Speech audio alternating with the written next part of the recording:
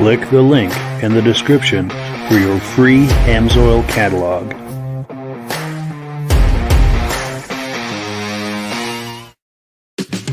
Before we get started, I'd like to give a quick shout out to some of our friends.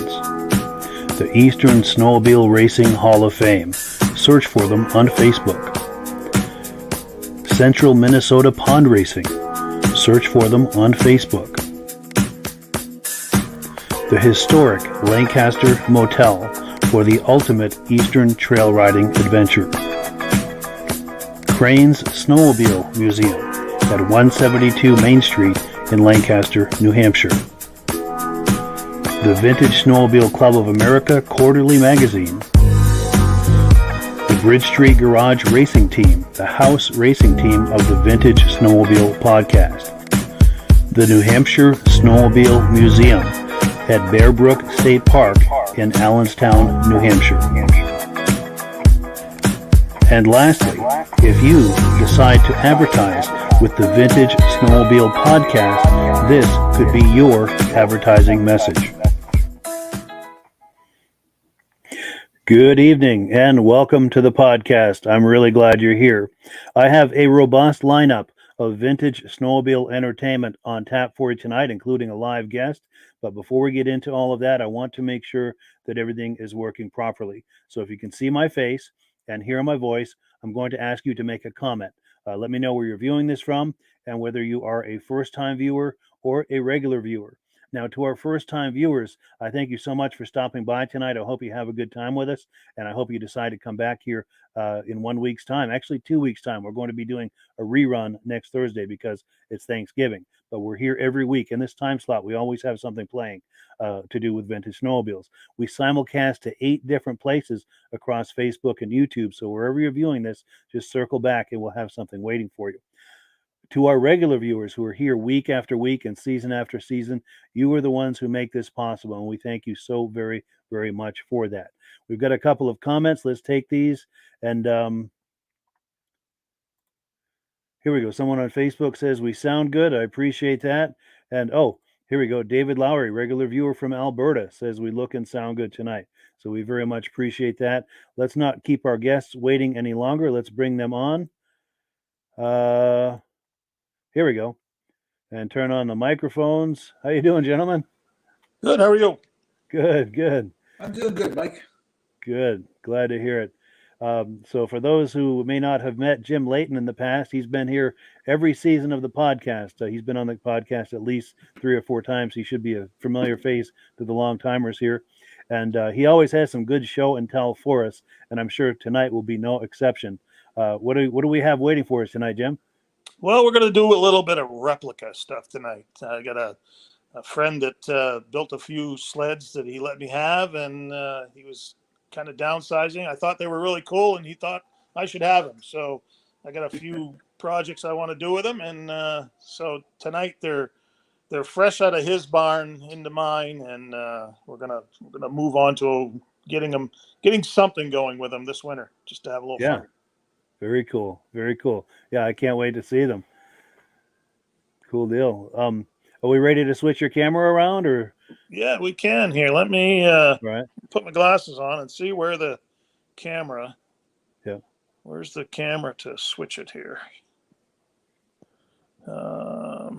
Typically, I think we move your finger up like that from the bottom, and it'll show a gear icon with a camera. Oh, right. Yeah. And it'll allow you to select between a front-facing and a rear-facing camera, and whatever one you're not on is the one. Camera. Okay, there's that. That shows my front-facing one, right? All right. The rear-facing. Back camera. There we go. There we go. I'm going to put your full screen. Whoops. We just dropped him. Oh, no. Okay. Yeah, I don't know. He must have either he or I pushed the wrong button and it dropped him. Hopefully he'll come right back on. Do you have many viewers from Buffalo area, Mike? I would imagine so. I would imagine so. Can you believe I live in Canada, and tomorrow I'm going to be raking leaves? Buffalo is expecting 6 to 8 feet of snow in one day. Unbelievable. And you're only 2 hours from there. Yeah, I'm 2 hours north. But Wow. They're on the other side of the lake, so they get more snow than we do. So they're getting some of that lake effect, quote unquote, magic. Yes. They may not be thinking of it as magic. It'll be a holiday for everybody tomorrow. There'll be no one on the roads. Everything will be shut down. Yeah. Unreal. If you're going to go to work, you go by snowmobile. Yeah, for sure. Now, we don't see Jim yet. I'm going to message him to try getting back on. I heard a beep. This might be him. Here we go. Jim, my apologies. I don't know what happened there, but I lost my volume. Okay, there. Can you hear and see me okay now? yes, things are much better. All right, let's start with this one hole here. There's it's kind of a Johnny Cash. Like I said, he's kind of taken things. It's nothing professionally restored or anything. It's a little bit of that's got 69 skis on it. It has a black dot Callan on it, but it's sitting on a 12.3 chassis, a seat that he made. I got a 340 motor, TNT motor, black dot motor that I'm going to put into the side of this, put a pipe on it, and that's something that probably going to use this winter to play around with. I built a short set of skis. I think on the 10th of December, there's going to be a radar run on Caribou Lake. And I plan on having that out there to run it down the lake for some fun on the radar runs. So That sounds like a really good time. Yeah, just a little 70 bubble nose, just something fun. He did a nice job, cleaning it up and restoring it to, the best of his abilities. And so is that original bumper on there? That's a brush guard bumper. Okay. I got I don't know, 7 or 8 of those laying around on the thing, and I think it was an aftermarket bumper, because the 12.3s never had a bumper on them. They didn't have a chrome bumper. No. And I've got some that are like this, and some that are for the older sleds, like back in the probably 67, 68, and they're round. They're like a round tube that goes around. Kind of look the same, but not, they're round instead of like that. But that's a nice little brush guard if you're out beating around the woods and the grass and stuff. So yeah, that's a good idea. So it's I don't know, it adds a little weight for the speed runs, right? But yeah, but my short skis take the weight away. I got a set of skis that are 10 inches shorter than these ones. So there we go. Everything just for the ice and the grass. That should make it pretty fun. Good. So yeah, that's a little thing. I'm gonna do a little cleaning to it, put a nice little windshield on it. I got that nice motor for it. I'm gonna put that little black dot engine in there and see how it runs. I think it'll go good. Yeah, that's sweet. That's in great shape. I got some little callens here that I'm making clocks out of. I just pulled them out the other day down back. I'm Great idea. gonna make some clocks for the shop. So Yeah, that is cool. When those are finished, I'd love to see some images of those yeah, clocks. because I'm gonna do I got a thing for the side of a twin cylinder one too, and I'm gonna do that. And most people put a clock face in them, and Yeah. then they put the clock on it. I think I'm gonna put the recoil on it, so it's got the recoil look to it, and put the clock inside the recoil. I think it'll look pretty good. Yeah, We'll try it. We'll see what it looks like. that So could be anyway, very there's interesting. that one. Like I said, just hopefully it should be a fun little toy to play around with. There's a million of them out there, and then I've got this thing here, and this is what I really showed him that I really liked it and I really wanted it, and he let me have it. So this is a replica of the Double Eagle. He built this Callan himself. He found a Callan and started cutting and fiberglassing and foaming and just made it look so the sled looks like it was the Double Eagle. I think, what did they make? 25 of those sleds or something like that? They had Something like that. Very few. They had two 399 motors in them, and the other one had two 669 motors in it, I believe, or the two that they built. Yeah. So again, it's just a lookalike. I really wanted to keep it the way he's got it, because when I come around and show you the motor and stuff, it's kind of cool what he did with it. But he wants me to see me get it running. He'd like to see, you could drive it down the trail or drive it through a show or something like that. And so I'm going to put a 340 twin motor in it. Yeah. I got one out of a Silver Bullet twin motor that I'm going to put in it, and so that it'll run and drive down the trail of the show or whatever. But I think it really had a cool look. I think he did a really nice job making it. He executed that very well. It really looks like the sled, that iconic look that we all know. So he said a lot of people didn't know what it was, and the minute I walked in, he could see the glow in my eyes. He goes, "I think you should have that." So I even had him sign the Callan. Oh, there we go. Yeah. Yeah. It's like I say, he's an artist. He did these paintings.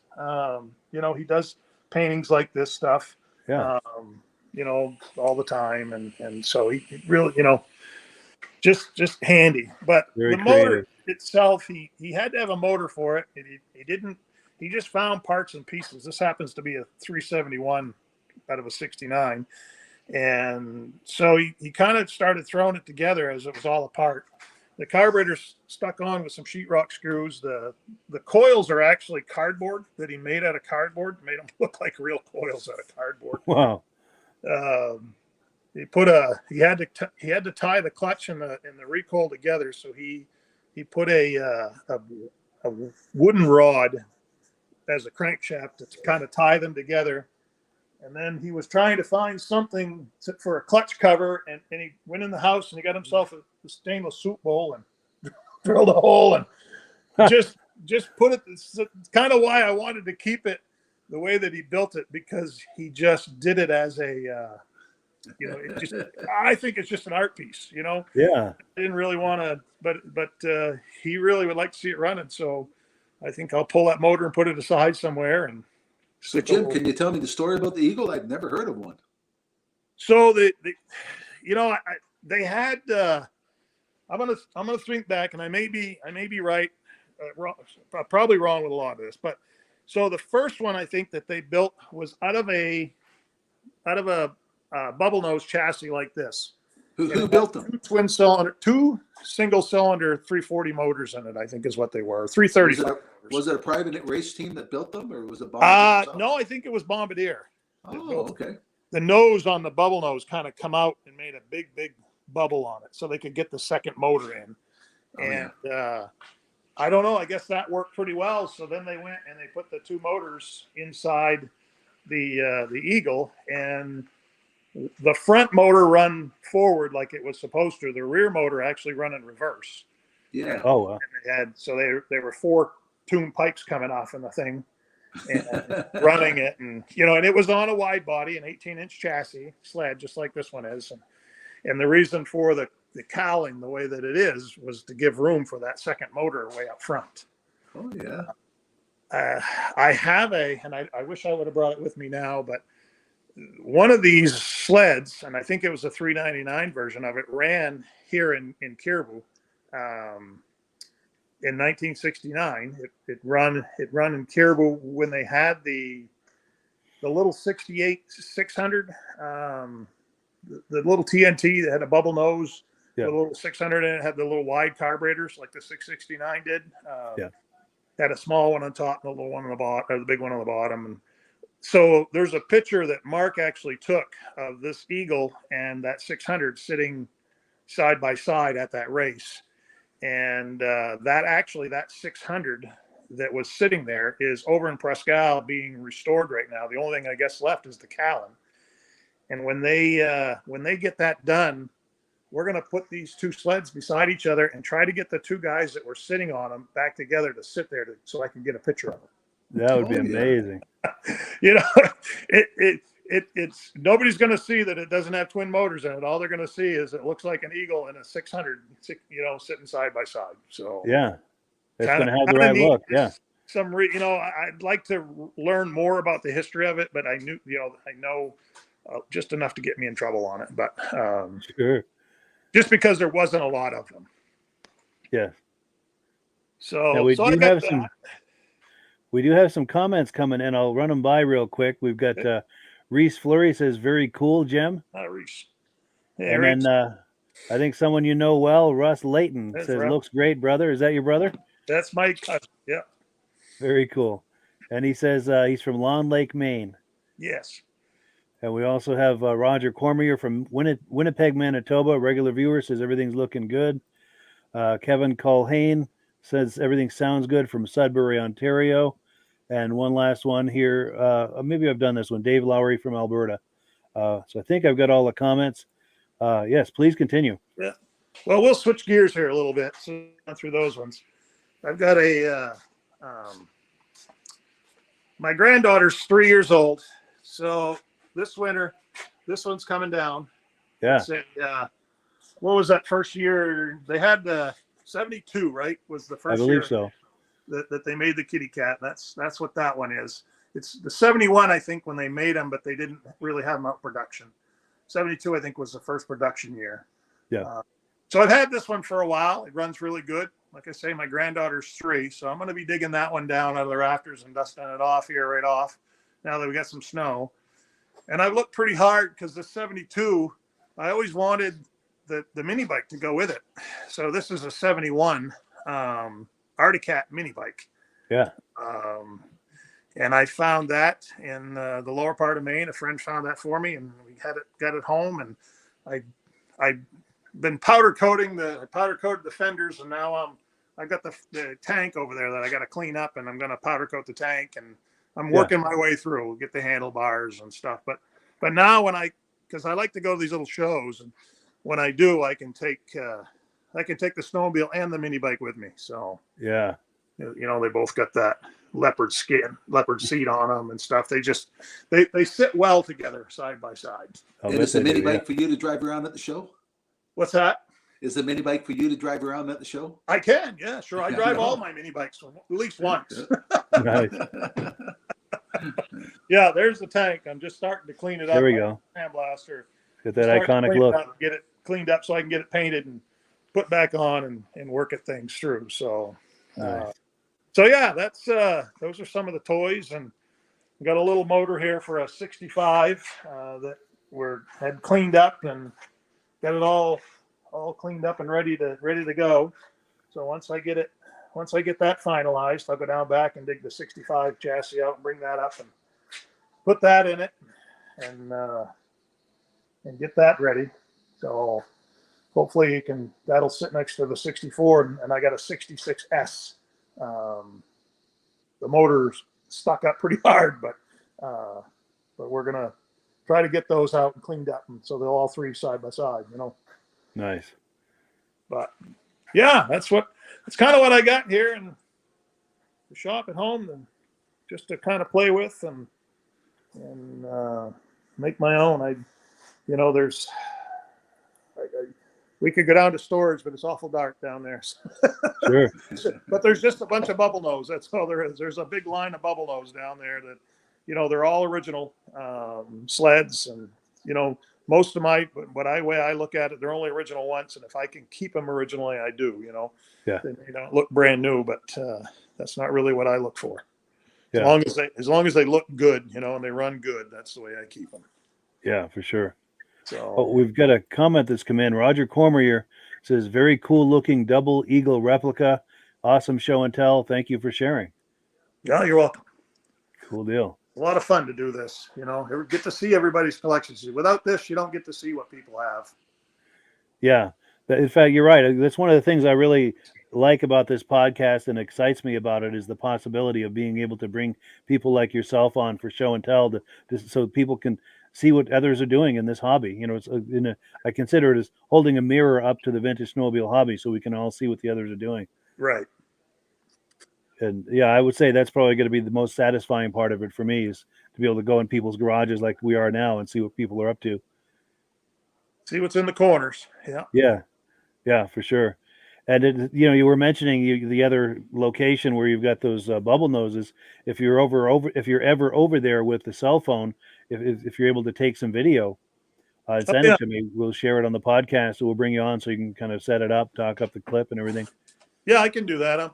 My hopes is to sometime tomorrow or Saturday go down, and I want to at least pull out my 340 so I can bring it up here and start stripping it down and getting it on this other chassis. So yeah. Yeah, and then like we had talked about earlier there with my buddy's place at the restaurant, he finally finishing up and stuff, getting it ready. There's a lot of sleds out back there. We've done one little tour of that once, and it would be nice to get things cleaned up and pull down a few here and there. Yes.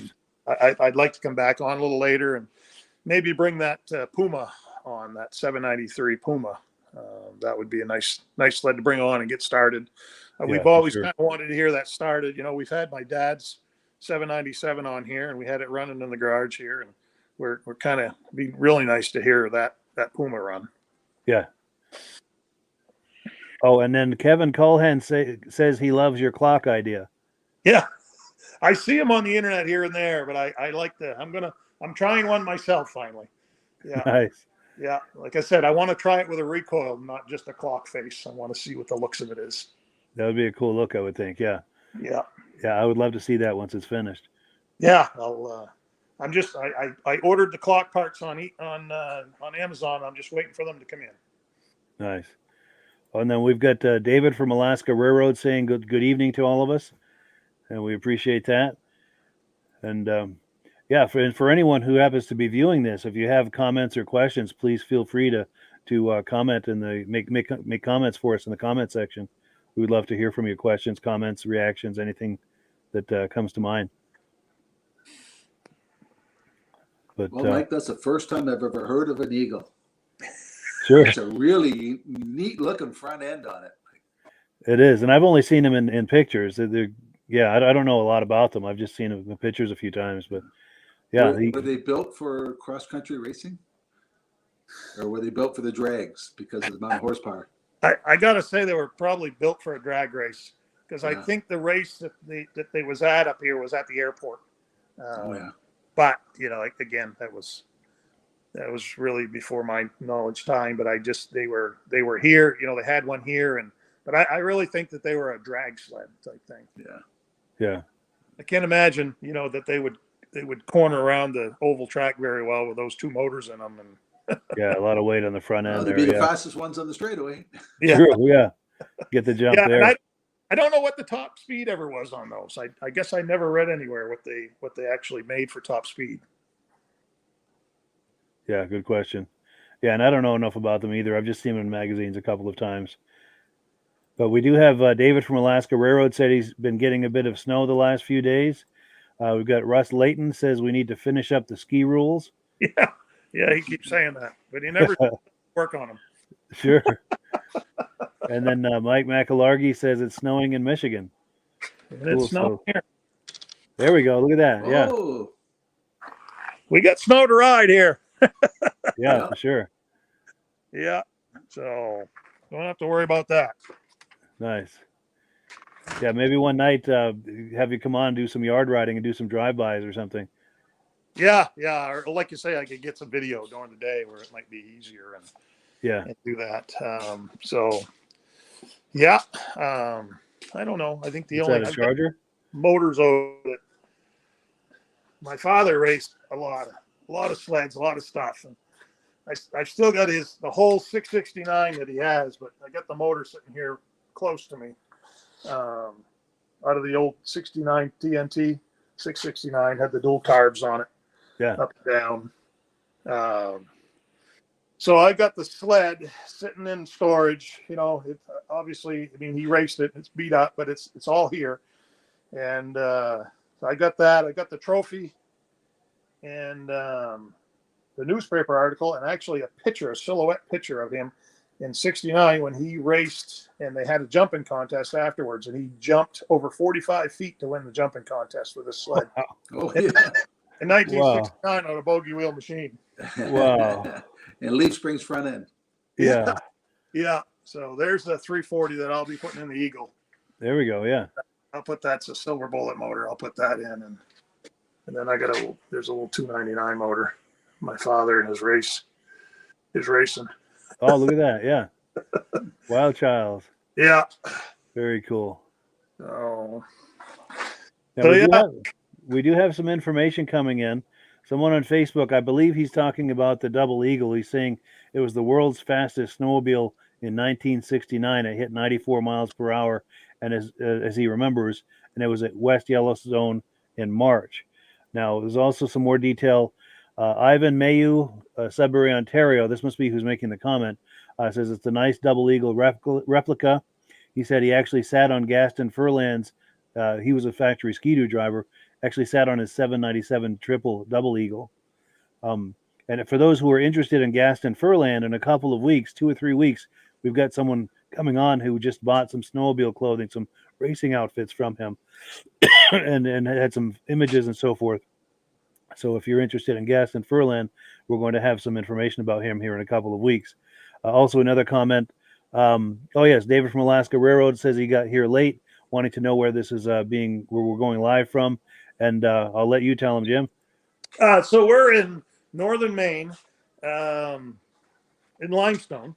We are, if you're familiar with Maine at all, Portland, Bangor, Portland area. We're about 5 hours, 4.5 hours, 5 hours from Portland, 3 hours from Bangor. So I live, my farm borders the Canadian border, and Grand Falls, New Brunswick is kind of right off to the side of us here. And we're there's probably another hour and a half or so, maybe even 2 hours to the Allagash. Yeah. So. Nice. Very cool. So yeah, Jim, I'd love it if you could stick around for a while. We're going to continue with the program, do some announcements and look at some videos, but we'd love it if you could hang around with us and participate in that. Excellent. Yep. Well, cool. So the next item on the agenda, I'm going to pop that on the screen. We're on item number 2, and this is an opportunity for Rob to talk to us about AMSOIL. And I'm going to put you full screen, Rob. Okay, Mike. AMSOIL is 100% synthetic oils. They have a complete line of different kinds of synthetics, right from engine oils, Signature, good for 25,000 miles, XL, good for 15,000 miles, and OE that you change when the light comes on. And we have a complete line of gear lube, automatic transmission fluids, diesel oils, compressor oils, everything, including snowmobile oils. In 1972, AMSOIL was the first synthetic oil company to ever come out with 100-to-1 snowmobile oil. And Tim Bender, Jacques Villeneuve, the Visaires, the Deckers, all those guys all ran AMSOIL synthetic, AMSOIL snowmobile oil in their machines. And a lot of those guys were running at 300-to-1. That's why I got involved in the snowmobile racing. Tim Bender talked me into it in the 79 SRX I was running. It was supposed to be 15-to-1 oil mixture, and I kept fouling plugs. Tim told me, switch to AMSOIL. At 100-to-1, the machine ran so much better. Still have the motor running. AMSOIL has a complete different type of system where you can buy the oil. You can become a preferred customer, buy AMSOIL directly from them, and save 25% on all the product. You ordered $100 worth, you get free shipping right to your house. On your birthday, they give you a $5 coupon, and when you go to renew, they give you another $5 coupon. And every month they have some kind of special deal. So this month, if anybody buys $150 worth, they're going to send you a free hat. Don't know what kind of hat they're going to give you, but they have a number of different kinds of hats. So if you order $150 worth, you can either get a hat, either one of the hats. Plus, you get the discount on the product and free shipping, and the product's shipped right to your house. You can mix and match. You don't have to get a whole case of something. So if you want 4 bottles of small engine, some oil for the snowblower, and some oil for your car, or diesel fuel conditioner, or something like that, AMSOIL has it available. Anybody that wants a catalog, they let them know what AMSOIL has available, or wants to know how to sign up on the bottom of this website, Mike has his information. Absolutely. Right there in the comment section, there are links to get the free catalog. There's links to learn more, links to the preferred customer program. And one of the things I really like about the preferred customer program, it's similar to a Costco membership. It's $10 for the membership. And in most cases on your first order, you're going to save more than your $10 investment. And so once you've signed up for that preferred customer program, you're always going to buy at the deepest levels of discount that AMSOIL has to offer. So it's an incredible value.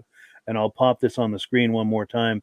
And as Rob said, there's a link in the description if you'd like to join this preferred customer program, which is an incredible value. The link's right there in the description. But so before we switch gears and get into some videos, one of the things I wanted to talk about is several weeks ago, we had a lady racer night. We had some of the top Eastern lady racers on here, and we were sharing memories and so forth of those times. And we had someone come on, actually, I should say, send me an email, Mike Dotage. And apparently his mother raced with some of those racers. And he made some comments. We've got a follow-up email from him. I'm going to read this on the screen here. It says, I was able to watch the show where you read my email. Thank you for sharing that with the ladies. It was a proud moment for me, and I'm trying to find some good racing photos, but they are rare. However, I do have these few from the glory days. So let me pop these images on the screen that he shared with me. This is his mother, Irene Dodig, and this appears courtesy of Mike, of course, her son. This has got to be from the early 70s. And another image, that's his mother, Irene, in the center of the image there. Those harken back to the good old days, those images. And then we've got some race stats. And we've got Irene on there, and also Jackie Wachter. Jackie is one of the ladies that was on here that night. I need to share this with them, with the ladies that were on here. They would love to see that. And we've got another image here. This is talking about a new shop that opened. And it's difficult to see this. I'm going to zoom in on the text there. I'm going to read it, or try to read it. It says, the grand opening of Dodig Chaparral Sales and Service was held on Sunday, November 21st at the something store on Quarryville, Blue Mountain Road. Among those present for the demonstration of the Chaparral snowmobiles were above far left, Mike and Irene Dodig. Those are his parents, I believe, Robert Dodig, Dorothy, and John Dodig. And this is that image closer up that I was just reading about. But thank you so much, Mike, for sharing those images. We really appreciate that. It's always fun to go back and look at images from yesteryear. Very cool. It's like a little time travel, if you will. So we very much appreciate that. So we are on item number 3. We're going to take a look at a video clip. This is a Doug Cower's Kawasaki collection. I've met him at several different shows. This particular show is back in 2019 at the Goffstown, New Hampshire Vintage Snowmobile Show. Just takes me a moment to pull up that video clip, and let's take a look. Here it is right here. I'm originally from Michigan, but I live down in Woburn, Mass. These 2 sleds here are the original owners from Chicago area, out in Illinois. My buddy bought them both like about 5-6 years ago, and I picked this one up last year, and just this year he ended up selling that one. So now these 2 sleds are staying together. They're both original. I got all the paperwork on this one here that shows how much they paid for it. Shows where it came from, what they traded in for, an SS440. That's basically the bill of sale. Wow, from the original transaction. Yep. That's wild. Original transaction. Still, even original little booklet. The owner's manual. Yeah. Still have that. Nice. You can see how mint that is. Yeah. That's amazing. I got this one out last year. The first one I had, I was up at the Andover show up there in New Hampshire. And I took it out for a nice little ride. It goes pretty fast. Yeah, I bet it does. And it doesn't even, as you can see, if you want to come around, Yes, yeah. it's under 600 original miles on it. This one has about 1,200 miles. Not even 600 miles on it yet. Wow. Look at a little glare off of there.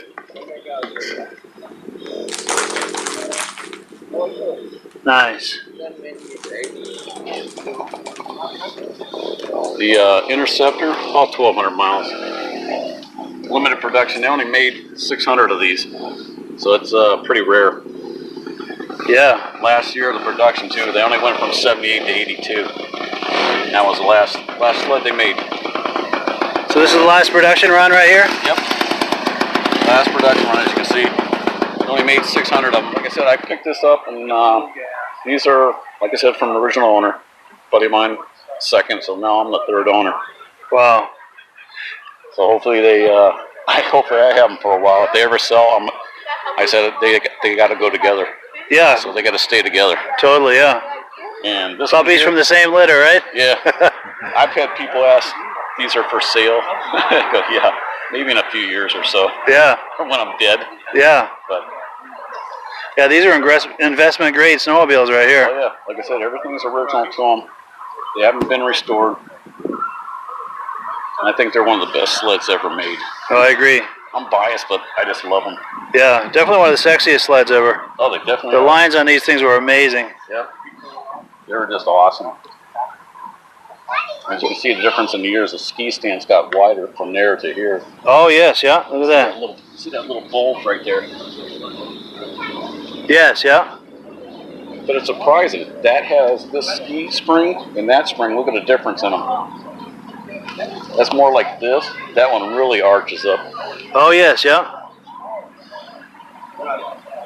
Now, how does that affect the handling? What's the advantage of one over the other? Well, plus, if you can see the difference here on the skis, this side over here, they reinforced them. So it made that ski sturdy. Gotcha. That arch probably for the handling. Sure. Better handling. This is more like a luxury sled. And this is more of a performance sled here? Yep, this was basically, it's under the class when I was at a show at the Nationals. It's under muscle. Muscle sled, yeah. Yep. Outstanding. Well, good. Thank you so much. No problem. Cool. Yeah. Yeah. Any reactions to that, gentlemen? I don't know why Cowie got out. They had a lot of money behind them, and they had some great bike motors they could have kept developing. They were Yeah, really good sled. They were, and with their dealer network for motorcycles, they could have stayed in the game for a long time. Yeah. Yeah. And Yeah. they had a great looking machine. Him to have the history of those machines is that's a lot right there. For sure. And we've got some comments that have come in. We've got someone on Facebook saying good show, and they're from West Michigan where it's snowing. We've got Russ Leighton with a question. He says the OEMs act like if you don't use their overpriced oil, you'll ruin your engine or void the warranty. He wants to know if Rob has any comments on that. If a manufacturer tells you you got to use their oil, by law, they have to supply it to you free. It's called the Magnus Act. They can't tell you got to use their oil. And what they got to tell you, you got to use an oil that meets a certain qualification. Like for Skidoo, it's got to be 92% no ash. AMSOIL's 99. AMSOIL outperforms the Skidoo oil. And you know what? Skidoo doesn't make their own oil. It's made by another oil company. Sure. Yeah, Sure. They put up bids. Whoever puts the lowest bid in, that's who gets made the oil. So they don't go by the best quality. They go by the best, whatever they get the best price on. Sure. Yeah, and all the manufacturers do that. Even the automotive manufacturers do. Yeah. And it sounds like AMSOIL exceeds those minimum levels that the OEMs call for. Yes, over exceeds it. Nice. That's cool. So you know you're getting something that's not going to damage the machine. Yes, yes. And look at the factory change for Skidoo, Villeneuve, the Deckers, all the big factory teams all ran AMSOIL. Good point. And they could have got free Bombardier oil, but they came and bought AMSOIL because it outperformed it. Gave them a competitive edge. That you're right. That speaks for itself. Yeah, for sure. And then we've got David from Alaska Railroad saying, nice Kawasaki's. Always wanted to ride an Interceptor. And then we've got someone on Facebook saying 1982 Interceptor is one of my all-time favorite sleds. It won the 1982 Snowgoer Shootout. Very cool. And then we've got someone on Facebook saying very nice sleds. And one more, we've got Russ Leighton saying, thanks, Rob. Yeah, thanks for answering that question. Yeah, very cool. Very cool. Any final comments on the Kawasaki's before we move on? If Russ sends you an email, I'll send him that act. Yes. Tell Russ to send you an email, and I'll send it to you, Mike, and you can send it to him. I'm going to pop the email on the screen here if I can find it. Right here. Right at the bottom of the screen there. Russ, if you're able to email me at that email address, I'll forward your contact information on to Rob, and he'll forward you the details of that act. And I think he's going to show us. AMSOIL has a big promotion thing out. The freedom to run. You have the choice to choose any lubricant you want that meets that manufacturer's. Yeah, and that's under Magnus Act. Magnus Act. Yeah. That is good to know. Very cool. Very cool. Let me move this email address. We do have even more comments coming in. We've got Russ Leighton. Okay, he's popped his email address on the screen. I won't keep that on there real long just for his privacy, but I'll circle back to that. Josh Leverker. Okay, yes, our good friend Josh Leverker. He was on here a few weeks ago. He says, from what I've been told, Kawasaki stopped doing sleds suddenly and used their factories to make military equipment. Interesting. Didn't know that. That happened. Deal. Yeah. Well, cool. So we are on item number 4. This is some footage I got this past winter when I went to the Crane Snowmobile Show in Lancaster, New Hampshire. I wanted to go live from that show, but it's funny, at that location, sometimes I have a good signal, other times I don't. And the quality of the signal has everything to do with the image quality when you're going live like that. So unfortunately, the image quality in this is not the greatest, but we've got some interesting things happening in this video. We have a chance to meet Paul Crane, who was the first American to ride a Ski-Doo snowmobile in the U.S. or Canada, and he also was involved in the first import. He was involved in importing the first Ski-Doo snowmobiles into the U.S. and setting up some of the first Ski-Doo dealers in the U.S. So we're going to meet him. He was the one hosting this show. Also, there's Aaron Selly in here. We speak to him real quick. Usually his family has multiple generations. His father, him, his kids, his nephews, nieces and nephews, multiple generations, and they bring all of these snowmobiles to these shows. Very, very active here in Vermont. And they have a lot of the antique rear engine sleds, things like that, which have been on this podcast in the past. The other thing we're going to see is an Arcticat EXT owned by Steve Fenoff. And he won the Lancaster Grand Prix with that sled in 1971. I think those are the details. I hope I have them right. The reason I'm mentioning Steve Fenoff is because later in the podcast, let me pop the menu on the screen, item number 5, we're going to see Steve himself inducted into the Eastern Snowmobile Hall of Fame, which was last year, 2021. So we're going to have a chance to meet Steve and watch him be inducted into the Hall of Fame. So with all of that out of the way, let me pull up this video. As I said, it's poor image quality, but there's a lot going on here for us to look at. Let's do that right now.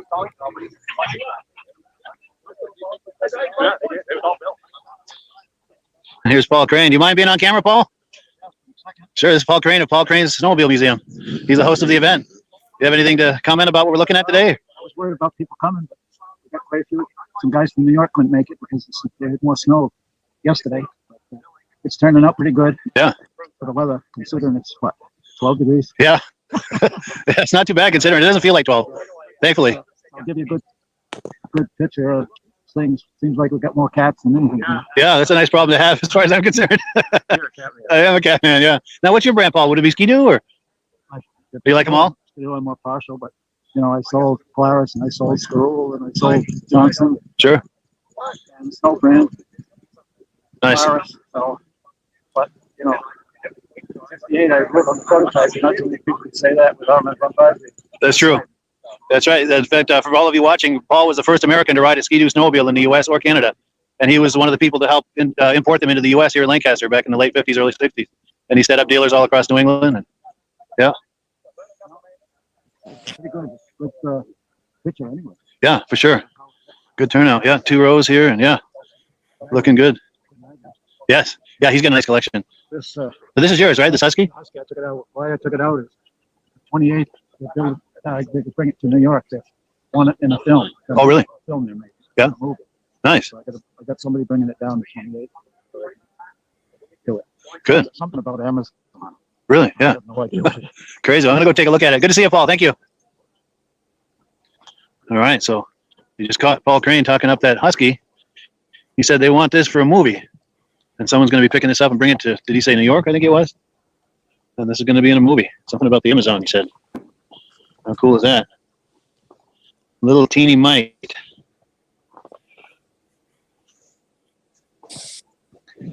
Yeah, these are some of the early experiments. They make a modern version of this. One of the issues with this when they came out, there were a lot of positives about it as far as it would go a lot of good places and everything. But let's say you're taking this, you're going to climb up a snowbank. If your knees are right here, your knees could get caught under this bar when that bar tips down as it climbs the snowbank. And they had some issues with that. But other than that, these were really, really good. And they were compact. You could put them in the back of a station wagon. Hey, there he is. Aaron, how you doing? Good. Mind being on camera? Cool. Live on Facebook and YouTube. This is Aaron Sally. He's a collector from what part of Vermont? Cabot. Yeah. Nice. You got sleds here today? Or? Yeah, just one. Yeah. Nice. Your dad and brother coming and everybody here? Brother and nephew. Yeah. Good. Good. Keep the tradition alive, huh? Yeah. The next generation. Good. All right. More cats here. Yeah, Paul was right. There's plenty of cats today. Let's take a look at some of these signs here. Oh, Mark, this is the Bristol family. Okay. I know these look familiar. So Mark Bristol and his son Lucas Bristol. They also own that Snow Twister and another cat over there too, which we'll get to in a minute. I have a feeling that EXT is the one that Steve Fenoff used to race. Let's see if there's a book on there. Oh, here we go. Yeah. This is Steve Fenoff's race sled. When he drove for Calkins Cat, he raced in the USSA division in 1971, winning numerous races throughout the East. And he was reunited with his sled in September when they had the Eastern Snowmobile Racing Hall of Fame induction ceremony.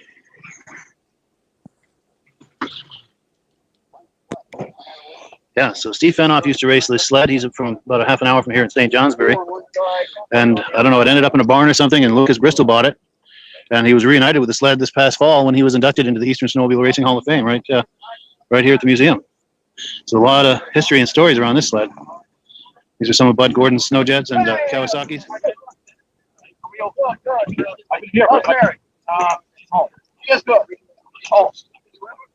Formula 2. Oh boy, I got a lot of hours working on one of those pieces. Wow. Yeah. There's plenty of motor sticking out of that one. Yeah. Yeah, this is Lucas Bristol, I think. Actually, if you widen the front end and change the suspension, it makes 440 out of it instead of the 290. And take the gear reduction off of it, you can have a fast sled. Yeah. And in fact, Mike Waters in 1974 won Mod 3 against Jacques Villeneuve at Eagle River. He won Mod 3 on Formula 2. All right. Yeah, 10 lapper. Wow. Formula 2. They didn't come out of the hole because they had a short track. Cable steering.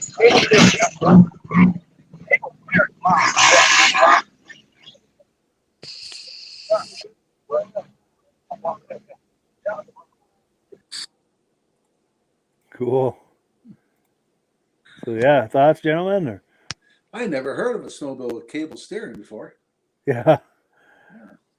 That must be only on the race sled, because I think it would freeze up on trail riding.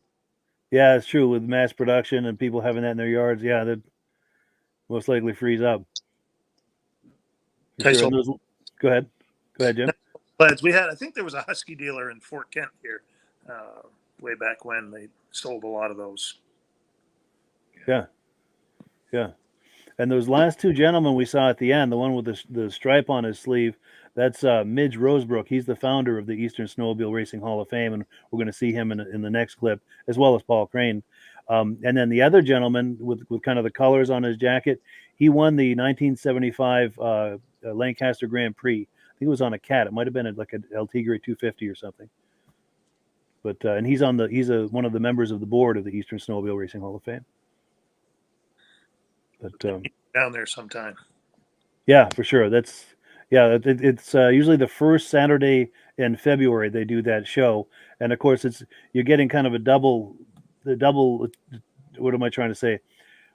Two for the price of one, in the sense you're getting this show, plus it's at the museum, so you go inside the museum. There's another 100 sleds inside the museum. So there's all these exhibitors that show up with sleds, and last year I think they had 50 or 60 sleds. And then, like I said, there's another 100 sleds in the museum, and you can go inside and warm up in the museum. They've got a little corner in the back with some food, burgers and dogs and chili and stuff like that. And there's another corner of the museum that is dedicated to the Eastern Snowmobile Racing Hall of Fame. I call it the Wall of Fame for the Hall of Fame. Yeah, very much worth a look. How do they get their sleds for the Hall of Fame? Is that something that are brought in for a certain amount of time from different people, or are those sleds that they purchased and put in there? Well, at Crane Snowmobile Museum, it's mostly Paul's sleds. Okay. There's a few that are on loan from people he knows, things like that, but the majority of those are his sleds. Okay. Yeah. Yeah, and Paul and Midge were the founding members of the Hall of Fame. It was Midge's idea. It kind of woke him up in the night, and he called Paul and said, "What do you say we do this?" And he was all for it. In fact, if you tune in here next week, every year on Thanksgiving, I air that interview that I did with Midge about the origin story of the Eastern Snowmobile Racing Hall of Fame, and how he came to have that idea, and then what happened after he had the idea, the next steps, getting it moving and everything.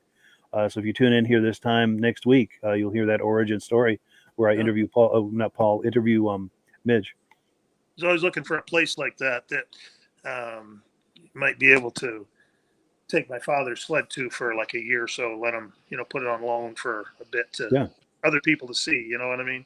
And for see sure. Neat, at the Coles Land Museum here in Bangor. I've talked with them about it, but they're so full in there. So yeah. Instead of it sitting in a trailer and only me taking it out once in a great while, it'd be nice to sit it somewhere and just have people enjoy it for a little while and then go grab it again, Yeah, for sure. In fact, what we can do after the podcast, if you want, you and I can email privately, and I'll get you Paul's contact information, and maybe you can put you in touch with him to ask him about that. Yeah, he may be open to something like that. Okay. Yeah. Any final thoughts before we move on to the next clip? Or That's a good idea. That's a good idea to do that for your dad's snowmobile. That way, I think you should do that for the Eagle, because I'd like to see that. Yeah, for sure. I don't think there's one of those in the museum, is there? No, those are pretty rare. He's got some rare sleds, but yeah. Cool. So let's see. We're on item number 5. We're about to see Stephen Fenoff inducted into the Eastern Snowmobile Racing Hall of Fame in September of 2021. So it just takes me a moment here to queue up that video. And here we go. All right, next inductee. Let me just tell you this. There is probably no better racer in New England than Bob Fortin on that Skidoo. He won the 295 class and the 340 class every weekend, everywhere, for about 2 years, 1970, 1971. It was Bob Fortin that won, and then whoever else filled in on the field, but it was Bob Fortin. So we all knew in the 1971 Grand Prix who was going to win the 295 class and who was going to win the 340 class. It was going to be Bob Fortin. The problem was nobody told Stephen Fenoff. There's a little attic cat up there next to the building with the engine sticking out, a little 71, what do they call those, EXTs? That's an EXT special, and how special that sled was. Because he cleaned our clock here in 1971, and Stephen Fenoff's name is on the Kilkenny Cup. Stephen Fenoff, would you come up here, please?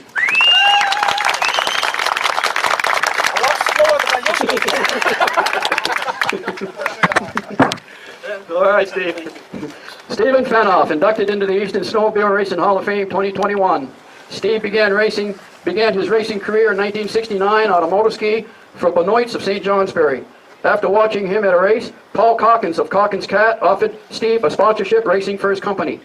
At the 1970 Lake Region Open in New Hampshire, Fenoff, in only his second race on a Cat, took second in a 4-hour endurance race and the following day, first in the 57-mile cross-country, winning first overall.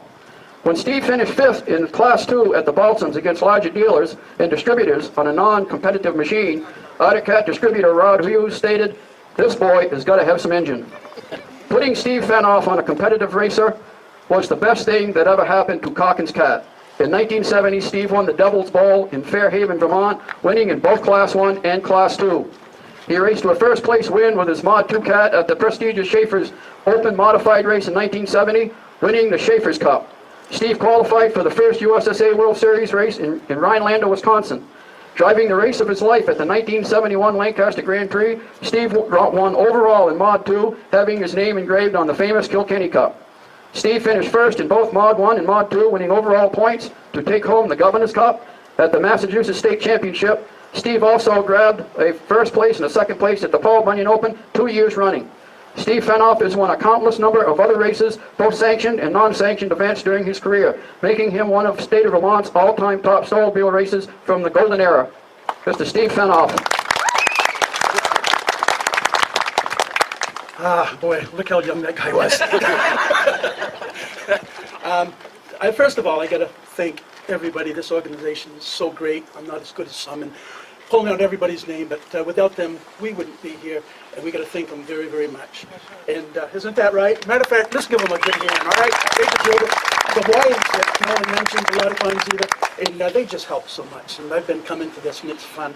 And seeing all the drivers and everything, ladies and men, it's really an honor. It really is. And Lucas brought my machine that I won the Lancaster race with in '71, and that's such a thrill, and thanks to him. And I started out, as mentioned, it's hard. He reads off all that good stuff, you know. And Benoit you have to thank, because that's where you started. But right here is a gentleman, Paul Calkins. He saw something in me, and that man, thank you. He built my engines and stuff in his just his workshop. It wasn't a dealer or anything. And the Balsam race meant so much, because if it was cross country, I was good. And we won, but when it came to the tracks, we just plain didn't have the horsepower. And Rod came up after that Balsam race, and like I said, we left, there was a big oval, and we left dead last. Went into the cross country, we came out first. Before we got to the finish line, we were fifth. And Rod came up and says, that boy does, and that was a big change. He says, that boy needs an engine. So he gave us some cylinders, and Paul went to work. And I can say this right out, that Paul Calkins built some of the best engines that ever raced. Yep. He really did. And the sad part is he didn't get this machine going until about mid-year, and then she really talked, but I couldn't quite get in. But we could have made him really worry at the World Series. That's one that I missed, and I'm so sad that I missed. But that was a big part of it. And then we went, there's a race I have to mention that wasn't actually sanctioned by this, but it's so big. The first World Series in Rhinelander, Wisconsin. We went to West Yellowstone first. The week before, we drove out, and I was fortunate enough that Rod he hired me to go with the machine so we could take him out, because I didn't have any money to fly out and that stuff. So we went out to West Yellowstone, and it was a huge race. We was in the A-mains. There was only 6. I only finished like 4th, but that to us, for being that far away and everything was super. Then we went to Rhinelander, Wisconsin, the first World Series. Let's put it this way, my cat didn't know how to swim. And so we did not do that. Well, I admire a cat sitting beside me, and he pulled it out, and I wish I would have talked to him that day. Captain Mass, thank you. Could you guys come out here with me, please? I was afraid this would happen. I have had time remembering my name at times. But That's where I got my wallet. Yeah. But down there we had a tremendous day. That was my biggest winnings that day to us. Like I was taking home at the time probably $85 a week and living on it. And we went down that day and won 1 and 2, Mod 1 and Mod 2, and we took home $2,200, and I was so proud of that, man, and all of these things. Then I find out later on that the 650 and 800 class was making like $5,000. Talk about hurting your feelings. You win the Governor's Cup and everything, and you bring home 22. But no, that was a lot of fun. Okay, and thank you, everyone. Steve, he's one of the great Vermont drivers, and Roger Poland. We got 2 Vermonters here. Have your wife come up here. Yes.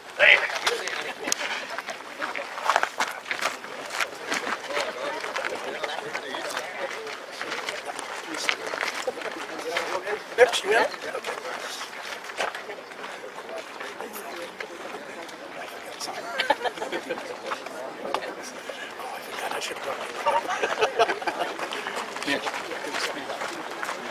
What's that?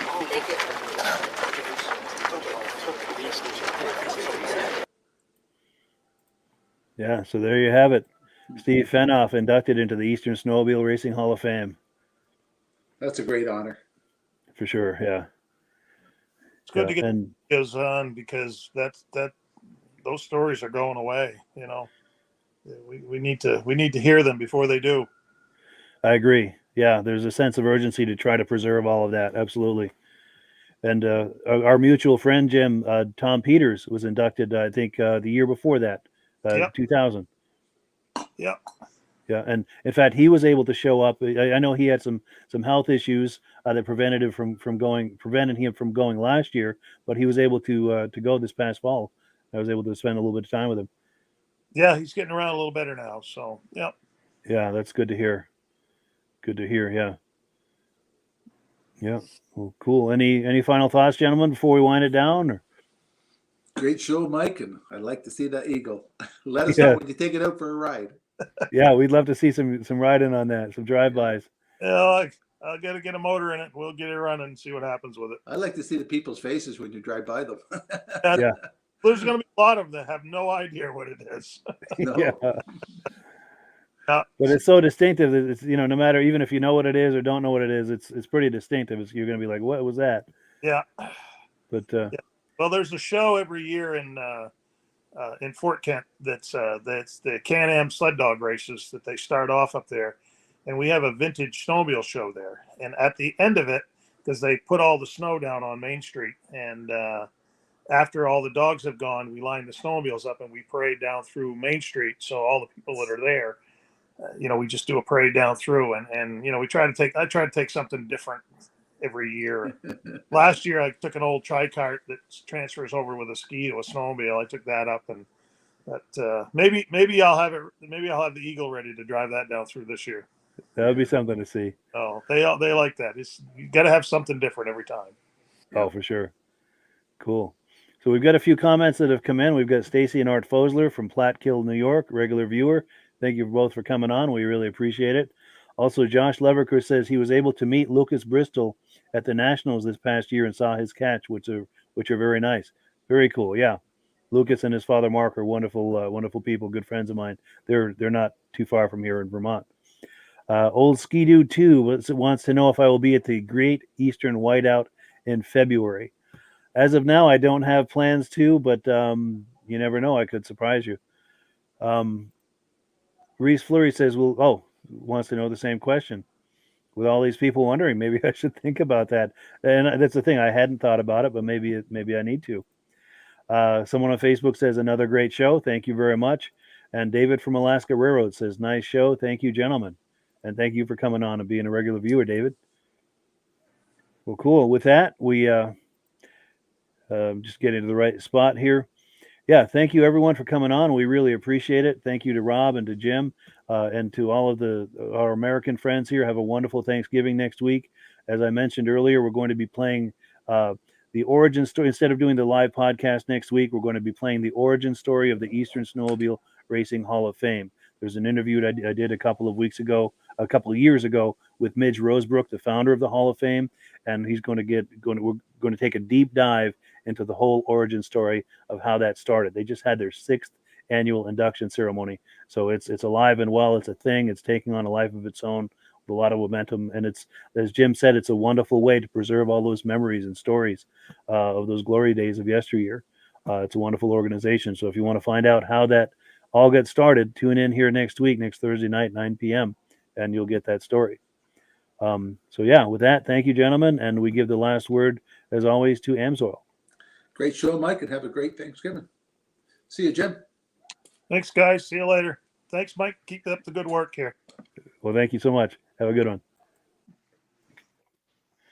Hello, everyone. This is Rob and Mike. How you doing today, Rob? I'm doing good. Mike, yourself? Very well. Thank you so much for coming on. I appreciate it. Now, today, we're going to be talking about AMSOIL. And in a few moments, we're going to show you how you can get the deepest discounts, free shipping, and free gifts when you order your AMSOIL products through us. But first, I'm going to ask Rob to give you a quick description of what AMSOIL is and why you should consider using AMSOIL products in your motorized vehicles. Thanks, Mike. AMSOIL is 100% synthetic oil. Everybody uses AMSOIL for a different reason. Some people like the benefits that AMSOIL is warranted for 25,000 miles or 1 year. The reason we can do that is because AMSOIL doesn't oxidize. It doesn't form the usual carbons, gums, sludges like petroleum oils do. That's why we can keep it in the engines longer. Petroleum oils never do wear out. They oxidize themselves. That's why they have to be changed at 3,000 kilometers. And AMSOIL likes the benefit that you only have to change the oil once a year. That saves them money. Some of the people like the benefit of AMSOIL is it's a slipperier type lube. By having a slipperier type lube, it cuts down friction and drag. By less friction and drag, engines run 20 to 50 degrees cooler, better gas mileage. Now, AMSOIL says 25% more protection than the industry requires is in the AMSOIL bottles. My average customer gets about 10% increase in gas mileage. That's a big savings. Yeah. And by cutting down friction and drag, for every 10 degrees you cut down the friction and drag, doubles the life of the engine. So by having the engine run cooler, it makes it last longer. Some people like the benefit of the range of the AMSOIL. AMSOIL's flash point is 425 degrees, and it pours at 50 below zero. Wow. If you ever tried petroleum oil when it's 10 below, it turns to honey. And in the summertime, petroleum oil thins out, and once it thins out, that's when it starts breaking down. So AMSOIL is an all-season oil, can give you better gas mileage, longer engine life, less maintenance. It ends up being cheaper over a year's time running AMSOIL than it is petroleum oils. That's amazing. That's amazing. And AMSOIL is available for pretty much any motorized vehicle, anything from lawn equipment, cars, trucks, boats, ATVs, motorcycles, snowmobiles. Yep. And a lot of people phone me up and say, well, what's the benefit of our gear lube? Exactly what I told you about the engine oil. It pours in cold weather, it runs cooler, makes the equipment last longer. And they say, well, what's the benefit of the small engine? Same thing. Makes the engine run cooler, last longer, better performance. So it saves on all the applications that AMSOIL has available. Wonderful, wonderful. So yeah, let's talk now. Hopefully this has convinced people to think about maybe joining us in the AMSOIL experience. Let's talk about some of the discounts and free shipping and how that all happens. I'm going to pop a graphic on the screen. And yeah, by all means, if you want to talk people through how this preferred customer program works. AMSOIL has a number of different programs. One of our main ones is a catalog customer, where somebody can order directly out of our catalog. If they order out of the catalog, they order $100 worth, AMSOIL will ship it right to their house. But our best program is our preferred customer. For only $10 for 6 months, you become a preferred customer, you save 25% on all the product. You order $100 worth, they're going to give you free shipping. You don't have to order a whole case. You can mix and match. Say you want 4 bottles of small engine, 7 bottles of 5W30, and a couple of gear loops. You can mix and match. You can order 1 bottle at a time if you want. There's no minimums, no maximums. By being a preferred customer, you save over 25% on all the products you're going to buy. AMSOIL sends you extra gifts, a $5 gift certificate on your birthday, $5 when you renew your account and stuff like that. So it's a good way to save on some of the products you want to buy. For sure. Yeah, it's an incredible value. And this is the deepest level of discount that anyone can get when ordering AMSOIL. Is that correct? It is. Wonderful. So let's take people through the step-by-step experience of placing an AMSOIL order. Then that would include signing up for the preferred customer preferred customer program, so they can receive those deepest levels of discount. So let's go to the website. This is what the website's going to look like. These are some screenshots. Once you go to AMSOIL.com, there's a link in the description, or you can just type that into a browser, AMSOIL.com. This is the page you land on. At the upper corner of the page there, you see how I've circled in red. That is the link to click, the Join Now link. That will take you to the Preferred Customer Program page, where you can take advantage of all of these discounts and free shipping and everything that we've just been talking about. This is what that page looks like. In the lower right, you're going to click Join Now. This will pop up. You select the duration you'd like, whether it's 6 months or 12 months, and click Add to Cart. Now, once this pop-up goes away, you'll be back on the main page. And the upper left, you'll see where I've got that red arrow. It says Shop. Now you can start shopping for products, and on your very first order, you're going to get these discounts and the free shipping as long as it's over $100. You'll get all of these benefits right away. So once you click Shop, it's going to take you to the product page. There's different types of oils, lubricants, so on and so forth. For the benefit of this exercise we're doing now, I'm just going to click motor oil. It shows different types of motor oil. Let's click gasoline. Now this takes us to an item. It's their synthetic motor oil. And you can see the item there, and there's choices for different viscosities. But take a look at the price. Let's take a closer look. Let's zoom in. But if you've joined the preferred customer program first, you're going to automatically get the deepest levels of discount. That's what we're looking at here. You're saving $3.80 on that quart of oil. Instead of paying $16.29, you're now paying $12.49 for that quart of oil. That is the deepest level of discount you can possibly get. And then you just add the quantity that you'd like. You select any other items that you're thinking about, add them to the cart. And once you click add to cart for the final time, you're going to see this come up at the top of the screen. It's going to show your items and your the total that you're at so far. Pardon me. And then you just click view cart in the upper right, and that'll take you to your cart. Take a close look here at the upper right. That blue box shows that you're getting free shipping. You're eligible for free shipping on this order because it's over $100. That little yellow box shows that you've got the preferred customer membership on your order that gives you the deepest levels of discounts for the next 6 to 12 months. And then below that, you've got the items that have been selected. For the exercise here, I selected 9 quarts of the signature series, but that brings us up over $100 for the free shipping. We're saving $34.20. And if you're ready to finish, you click checkout now, and that takes you to this screen here. If you haven't signed up with an AMSOIL account at this point, just click in the lower right to create an account, create a new account. It's going to ask you for some basic information, name and those types of things. Now let's take a closer look. You'll see this gray shaded box. This is a very important box. This is going to ask you if someone has referred you to AMSOIL. And if so, please enter my name. My name is Mike Lapierre. It's spelled right there on the screen for the correct spelling. And also the referral number, 304-555-94. That's how you make sure that Rob and I get credit for this. Now, in the interest of full disclosure, I have signed up for AMSOIL under Rob. So when you order using this referral number, Rob and I both benefit. So if you enjoy these podcasts that we're doing, this is a wonderful way to support the podcast, because when you order using this referral number, Rob and I both benefit. And the commissions I make go directly toward offsetting the cost of doing these podcasts. So I thank you in advance for that, for using my referral number. I very much appreciate it. And once you've done that, you just go into the next screen to enter your payment information, and you're done. Now, once you've placed your order that's over $100, and that order includes your AMSOIL Preferred Customer Program, you are now eligible to get a free DVD from myself. Now, this is going to be either a muscle car DVD or a vintage snowmobile DVD. Use the email address on the screen, wkspodcasts@gmail.com. Send me an email. Let me know which DVD you would like me to send you, the muscle car or the vintage snowmobile DVD, and I'll get that right out to you. As you're typing in that email, in the subject line, be sure and type in capital letters free DVD requests, so it stands out as I'm checking my email, and we'll get that right out to you. So I guess the last thing, Rob, that we wanted to talk about is if someone is considering AMSOIL as a business opportunity. Yes. If anybody has a retail or a commercial account and they would like to buy directly from AMSOIL, just send Mike a line. He'll show you how to set up, and you can buy directly from AMSOIL. But if you are interested in starting your own part-time business, a part-time business that can grow into a full-time income, Mike and I will show you the AMSOIL marketing plan. AMSOIL has a large selection of products that cover almost every application. So it doesn't matter if you're into snowmobile, boating, or ATVing, or hot rods. We have an oil for every application. It's a fun type business that's I really enjoy doing. Where else can I go and have fun and make money doing it? And Mike and I are here to help you all the way along. If you need any help on how to promote or to find new accounts, we're here to help you. For sure. So when you sign up under that number, this 304-555-94, you're getting Rob and I as a team.